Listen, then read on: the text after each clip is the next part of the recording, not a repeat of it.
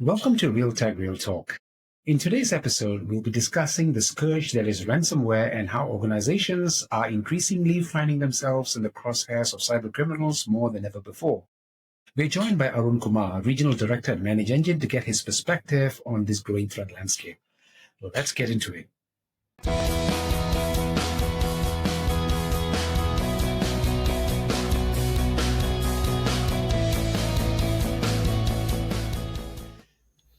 All right, Arun, welcome to Real Tech Real Talk. Glad to have you on the show.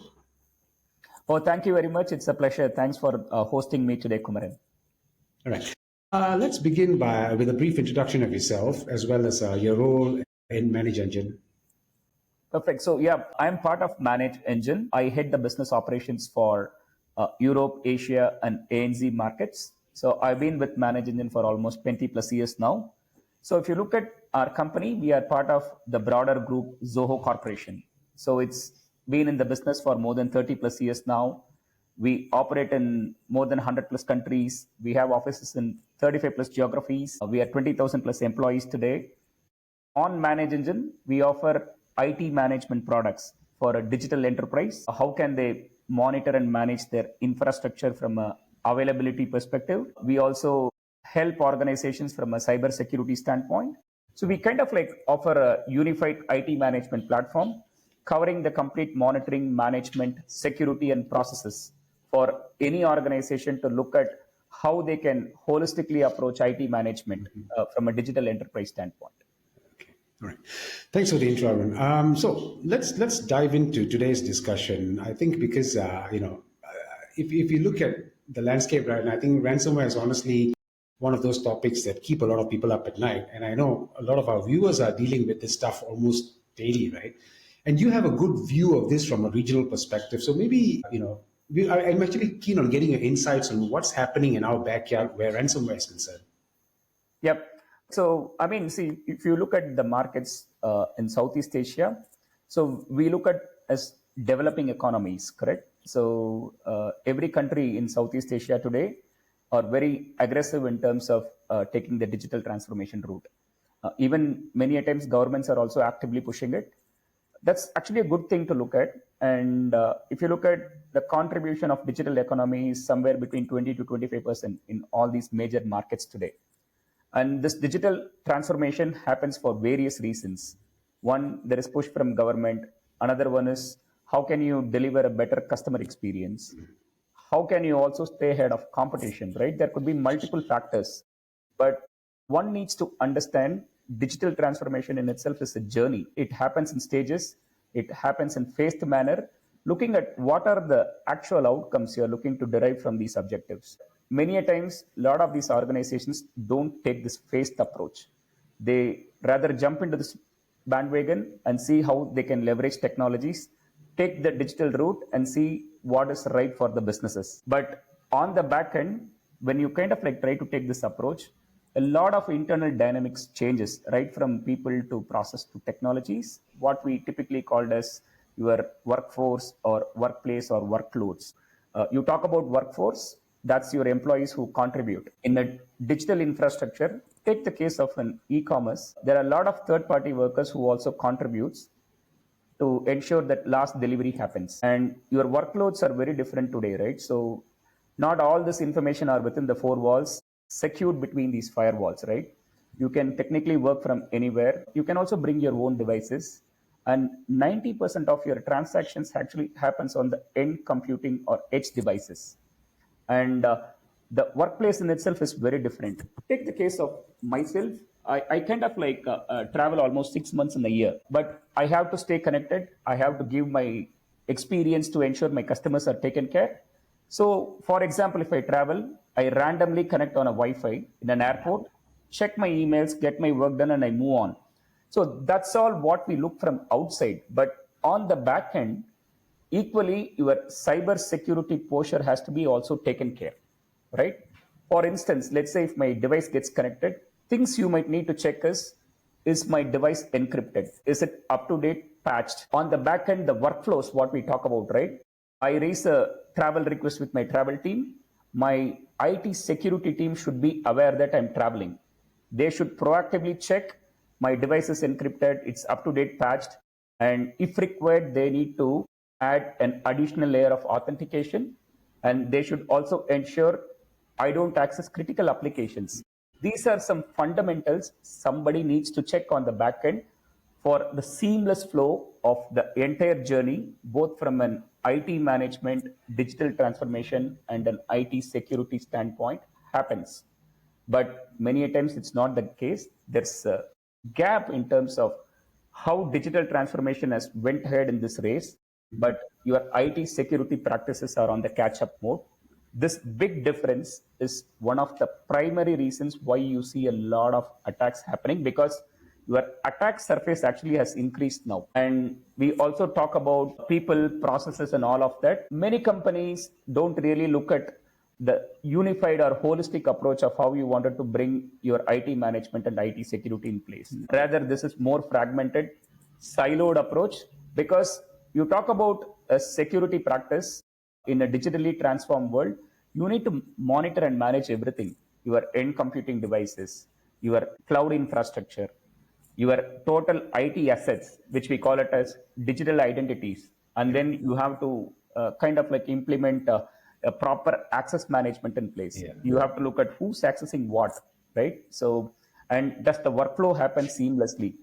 And is people aware of all this digital transformation? Are they educated? Are they trained? Do they know the consequences? A lot of these things has to happen in a holistic approach. Otherwise, you kind of like, try to do an imbalance, which is exactly what cyber criminals and hackers are looking out for. All right. You mentioned fundamentals. And based on that, I'm actually quite curious about the human element at play here, right? Because, let's be honest, technology is only as strong as the people who are using it, right? So what are the most common human factors that often lead to successful ransomware breaches, or how do cultural or operational differences impact security awareness in this region? Right. So see, if you look at even still today, a lot of these organizations have this feeling that anything is on security, that's the responsibility of IT team. So they don't look at as a collective responsibility. Everybody has a stake in it. That mindset is still not being there for a lot of organizations. And as we all say, right, the human chain is the weakest link when it comes to cybersecurity. The fundamental basics issues which a lot of employees need today is they are not aware of the do's and don'ts of how to handle data, because data is your essence, data is the gold, and hackers actually look out for the sensitive data. When it comes to handling this data, one should be well aware of that, where this data gets stored, right? You use a lot of applications today because, right, in terms of the digital transformation, there's a democratization of IT has happened. So which means employees, each departments, they can buy their own devices, they can use their own applications, but that is perfectly okay because you are driving innovation on one side, you are trying to give great customer experience on the other side. But let's look at the back end. We need to also ensure we are aware of how the data is getting handled, how the data is getting processed. You have marketing department, you have support department, you have sales, you have finance. The data flow happens seamlessly across different departments. Multiple applications are involved. The workflow has to be contextual and seamless, which means the employees should follow these processes. They cannot break the system. They cannot keep the data on their device and try to break this model, right? So which is one of the primary mistakes humans do.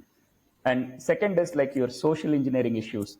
Basically, they trust and they kind of like share the credentials, which should not happen at any cost. And there is always this password fatigue, right? Setting up weak passwords, not really enabling the password policies, changing passwords once in a while, keeping that strength in place, and repeating or reusing the passwords for multiple applications. So these are basic human issues which still exist, and a lot of breaches do happen because of these basic fundamental issues.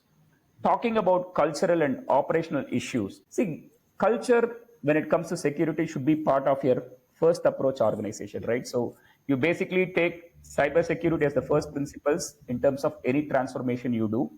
But culture also comes with different forms of challenges. Let me give some examples here. Countries, particularly in Asia, right, follow a very hierarchical approach, right? You have the CEO, you have the CIO, you have the vice president, you have the director, and so on. When it comes to cybersecurity, having this hierarchical model might not be a good approach, right? It should be a very flat org structure. So what does that mean here is, say somebody at the last end finds something suspicious or vulnerable, should have the ability to go and report to the authorities saying there is something suspicious. The fear of what will happen to me if I report and delaying things creates so much of opportunities for hackers because it gives time to penetrate into the network. So a good culture should be anything when it comes to cyber governance and cyber security, it should be a very flat org model. And secondly, if you take a market like Southeast Asia, you have different regions, comes with different languages. And if any organization which tries to operate in different countries, there are different compliances, different rules, different regulations, plus there are barriers when it comes to language also. So organizations should invest in these translation cultural gaps to ensure employees spread across different regions are well aware of what is the cyber security policies, what is the training programs which is getting implemented, so that they are aware of this transformation. And from an operational standpoint, I see the fundamental major issue which happens today is that fragmented approach when it comes to cyber governance. So you already have your IT management, which is operating in silos, and you have tools and technologies. Many industries still operate in silos. And now on top of it, you kind of look at compliances, regulations each country is put into, right? This fragmented approach, taking compliance and regulations just as a paper might not work here. Have to bring a holistic approach, put tools and technologies in place, ensuring that you comply, adhere to these regulations, and also ensure you take people along with it so that they are well aware of the process systems. Then you have a better chance of creating a very safe environment. So I think we can't escape the fact that the human factor is, no matter what, it's critical to the make or break of a cybersecurity environment, I suppose. And I think that much we can all unanimously agree upon. Absolutely, yes. But I also want to talk about how the whole ransomware game has changed. We keep hearing about this ransomware as a service model, right? And frankly, it kind of sounds terrifying because it's basically like democratizing cybercrime. So how has the rise of ransomware as a service changed the threat landscape for businesses across Southeast Asia? And what does this mean for organizations and their need to adopt new defense strategies? Right. So, ransomware is not new. And again, ransomware as a service is also not new. Mm-hmm. It's been there since 2012, if you look at. But what has changed is it's so much commoditized today, right? Mm-hmm. So there are options where you can buy it as a subscription. Just pay $40 and you get a ransomware package. That's how easy it is today. And there are so many cyber criminal operators who cut across different geographies. There are so much service available. You have something called a subscription model. You have also something called as a one-time payout model. And there is something called as affiliate model. So typically how somebody sells software, a ransomware is getting sold in the onlines today. So basically more commoditization and availability of ransomware as a service makes life very difficult because anybody can do an attack today. You don't need to have any background. You don't need to have knowledge. You don't need to have programming skills. You just be an affiliate, go and talk to an operator, get this package, and you can be an insider too, working in an organization, trying to do this attack. So that's how complex it has gone, which organizations have to take it very seriously because you can do targeted attacks, you can do attacks in volume, and you can also use AI to automate ransomware service, right? So these are the bottlenecks, these are the challenges the enterprises face today. So this is not just about bringing tools, bringing technologies. That's not going to solve all your problem. You need to kind of put some processes in place, right? Many companies kind of try to adopt proven practices like zero trust model, right? So basically you don't trust anybody, you validate. Thing starts with any identity in an organization, validate. Even if you are part of the organization, you need an additional layer of authentication, which is required today, right? So that is one step to look at. But there are following steps like you do a micro segmentation of your network. So which is basically critical infrastructure. You don't need to give to access to everybody. and you also have the options to give what is only required for you to get your work done, right? That is another approach. And there are things like just-in-time access, elevated access. In case I wanted to do one specific task outside my regular day-to-day work, right? I can get access only for that particular interval, get my job done, and I move out. And then there is a password rotation which happens in place. And then you also have some basics like multi-factor authentication, single sign-on. So these are some principles organization can follow outside tools and technologies. Other than that, you also have the model of periodic auditing, assessment, look at regular audits in terms of vulnerabilities. These kind of process which you can follow in addition to tools and technologies can help organizations to mitigate, given that there is so much of options for somebody to attack you today.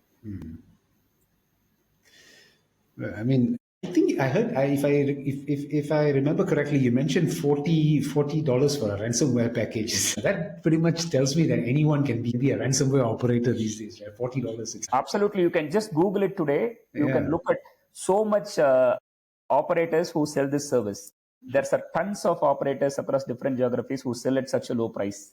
It's like buying ransomware at a market stall kind of thing. It's that cheap. Exactly. Okay, let me ask you this though. Are we seeing certain sectors get hit harder than others? Because I imagine a bank in Jakarta faces different risks than a factory in Ho Chi Minh City, which faces different risks compared to a healthcare establishment in Bangkok, and so on, right? So in your expertise, which industries across the region faces the highest operational risks from ransomware, do you think? So, I mean, we have to start looking at this from a different perspective moving forward, right? So, given that we spoke about ransomware as a service, organizations of different size, different industry verticals are prone to attack. That's how you need to look at. And the future would be, it's going to be industry agnostic. But let's also look at from a attacker standpoint, right? You be in their shoes, and see what happens, right? They always target industries which are highly vulnerable from a tolerance standpoint, which means basically if the impact is high for them from a business continuity, they are highly vulnerable and they have zero tolerance. So lesser tolerance, higher impact, or the potential risks today in terms of organizations who are prone to attack, which could be banks because they are critical infrastructure. So the same way is government, because government holds so much of data. But on the other hand, you take a look at a manufacturing industry, because Southeast Asia is a manufacturing hub, correct? But manufacturing industries always go very light and lean on IT, because their core business model is not running on IT operations, right? They are there to produce something, manufacture something, sell it or assemble it, whatever it may be, correct? But they are very heavy on legacy systems, and they are also very heavy on OT technologies. OT technologies and legacy systems comes with some challenges also, which is basically some of this could be very outdated. There could not be a model for them to upgrade because it dates back to 20, 30 years of data, system, operating models, and all of that. And many a times OT also comes with challenges of it doesn't get monitored under IT purview, and it's neither connected as part of an integrated network. So the problem with this legacy and OT systems are lateral movements are very much possible if an attacker comes into, right? Because that micro segmentation model options, elevated access, least privileges are not implemented in these organizations. So that is where manufacturing is taking a big hit. So if you look at the data itself, almost 19% of the ransomware attacks today in Southeast Asia contributes to manufacturing.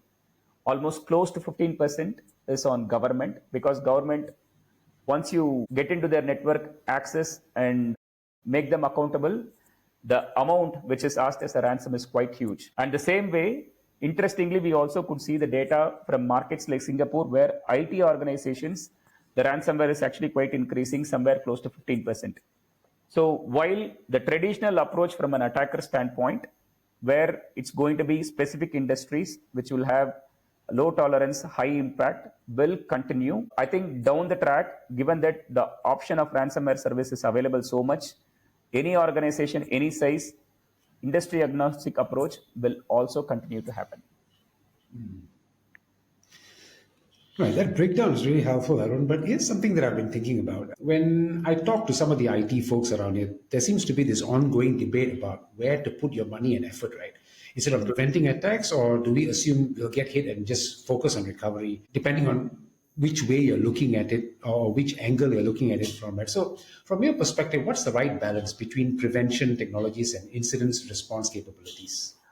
Right. So if you look at from cybersecurity regulations, it talks about identify, protect, defend, respond, recover. Correct. So there are certain principles which cybersecurity regulations follow. Recovery is where your data backup principles comes into. So that's just going to be one component of your entire cybersecurity posture. Right. So we always recommend the best practices when we talk to our customers in the markets.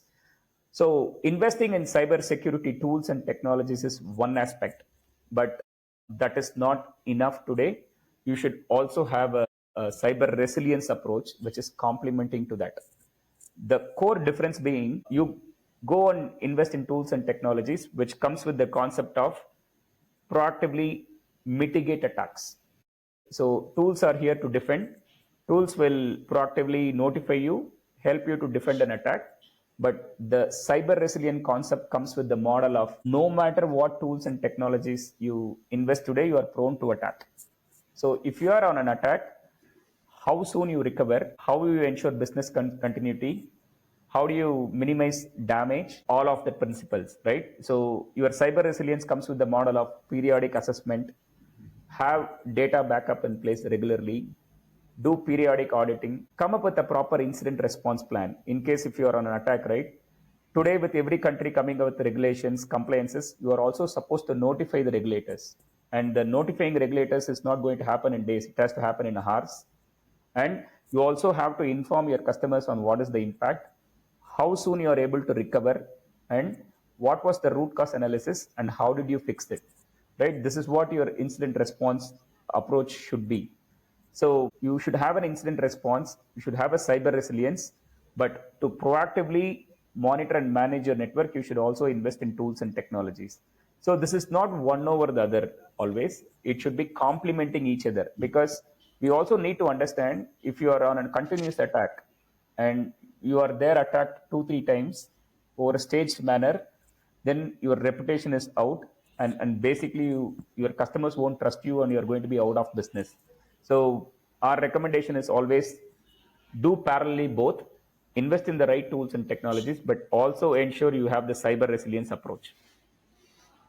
So I think it's safe to assume that, or rather, based on what you just said, I think correct me if I'm wrong, is the responsibility also on the cybersecurity service provider to advise customers to be able to find the right balance? Because I'm guessing that you are selling a service, perhaps you're selling a solutions to protect their business, but does the onus also fall on the cybersecurity services or solutions provider to advise the customers as to about finding the right balance, or do you just go out there and just tell them to protect themselves? So if you kind of like look at a vendor like ManageEngine, right? So we look at the entire IT management landscape from a holistic perspective, right? We just don't sell one or two products, one or two tools. We kind of like start right from managing your digital assets, setting up processes, monitoring the infrastructure for availability and performance, have a very good identity access management in place, also have products like SIEM, privilege access management solution. The whole idea of building this entire suite of products is to give that 360-degree holistic approach, how an organization should look at contextual integration, which really aligns to their business goals. And that is one of the reasons we also kind of like recommend what would be the best practices. Not necessarily every vendor should kind of like do this approach. This works for us because customer sees us as a trusted partner, and we just also don't want to be seen as a software vendor. Rather, we wanted to be looked as a technology vendor. Yeah. Okay, that makes a lot of sense. This has been an incredibly insightful conversation. I think it's fair to say that ransomware isn't just a technical problem, but I think it's a complex mix of people, processes, and the technologies that organizations need to get right. So thank you very much, Arun, for sharing your expertise with us today. And I hope to have you again, in future episodes to maybe discuss a new evolution of ransomware or a new threat altogether. It's a never-ending cycle, right? So we'll never run out of something to talk about when it comes to cybersecurity. Oh, thank you, Kumaran. Really appreciate it. I hope you found my information useful. Happy to connect again. Thank you very much. Thanks for watching. And if you found this episode valuable, please give us a like and subscribe to Real Tech Real Talk on YouTube for more insightful conversations with tech and business leaders across the region. I'll see you again in our next episode with more tech and more talk.